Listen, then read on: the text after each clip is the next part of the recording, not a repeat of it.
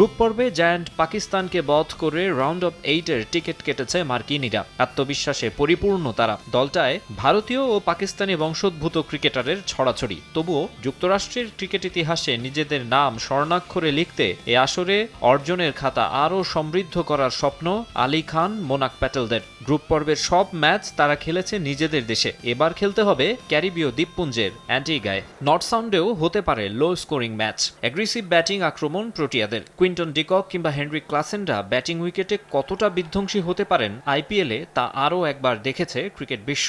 তবে বিশ্বকাপের মন্থর উইকেটে বেশ সংগ্রাম করতে হচ্ছে তাদের। বাংলাদেশের বিপক্ষে 4 আর নেপালের বিপক্ষে মাত্র 1 রানে জিতেছে এইডেন মার্ক্রামের দল। এবারের বিশ্বকাপে টস জিতে প্রতিপক্ষকে ব্যাটিংয়ে পাঠানো রীতি হয়ে দাঁড়িয়েছে। সে দৃশ্যের পুনরাবৃত্তি হতে পারে এ ম্যাচেও। তবে আগে ব্যাটিং করা দল কোনোভাবে স্কোরবোর্ডে 120 তুলতে পারলে বিপদেই পড়তে হতে পারে রান চেইস করতে নামা দলকে।